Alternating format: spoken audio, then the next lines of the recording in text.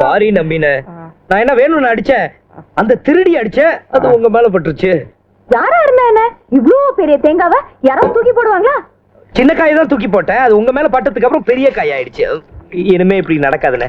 இதுக்கு மேல வேற நடக்கணுமா? பிக்ஸட் டெபாசிட் போட்ட மாதிரி கல்லு மாதிரி இருக்கு. காலம் பூரா இது ஒண்ணே போதும். போதுன்னு விட்டு அப்படி இன்னைக்கு ஒருத்தி தேடி வந்தா நாளைக்கு ஒருத்தி குழந்தையோட வந்து நிப்பா. அப்புறம் அவங்க இங்க குடும்பம் நடத்துவாங்க, நம்மள வழி போ சொல்லிடுவாங்க. நம்பின, வாடகை கொடுத்துதான் நான் தங்குறேன். நம்பின அப்படின்னு இந்த ஆள் கிட்ட இருந்து எழுதி வாங்குங்க. நம்பின, வாடகை கொடுக்காம இருக்கிறவங்க தான் கடைசியில சொந்தம் கொண்டாடுவாங்க. அவங்க கிட்ட முதல்ல எழுதி வாங்குங்க. நம்பின கேட்டா எத்தனை பேப்பர்ல வேணாலும் நான் கையெழுத்து போட்டு தரேன். போடு.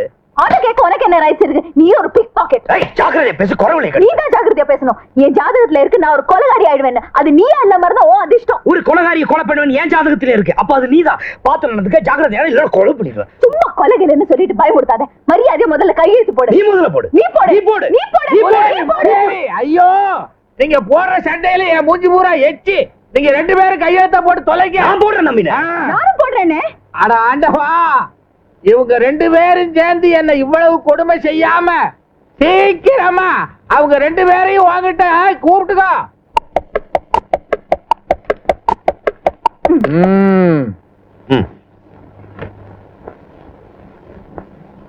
என்னது கையெழுத்து போடனா விளக்கு எடுக்கிறான்.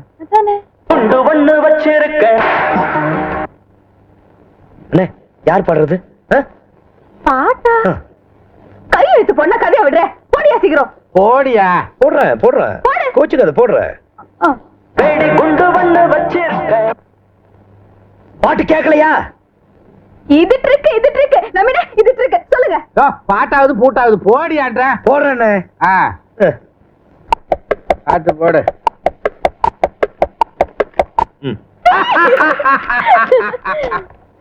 ரெண்டு பேரும் என்கிட்ட வசமா மாட்டிக்கிட்டீங்க. இது வரைக்கும் என்ன வாத்து மடைன்னு தானே நினைச்சுக்கிட்டு இருந்தீங்க. எனக்கு இது ரெண்டே போதும். எனக்கு எப்பவாவது பணம் வரத்தான் போகுது. என் நாடக கம்பெனி ரன் பண்ணி ஜெயக்கொடி நாட்டத்தான் போகுது. அந்த நாடக கம்பெனியில வள்ளி திருமண நாடக கொடி கட்டி பறக்கத்தான் போகுது.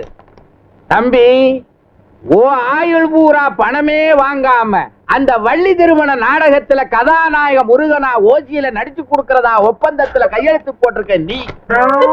கதாநாயகி வள்ளியா ஓசியில நடிச்சு கொடுக்கறதா ஒப்பந்தத்துல கையெழுத்து போட்டிருக்க நீ. நீ எத்தனை வருஷம் வேணாலும் பணம் வாங்காம உங்க நாடகத்துல ஹீரோ நடிக்கிற. ஆனா இந்த பொண்ணு மாத்திரம் ஹீரோயினா வேணாம்.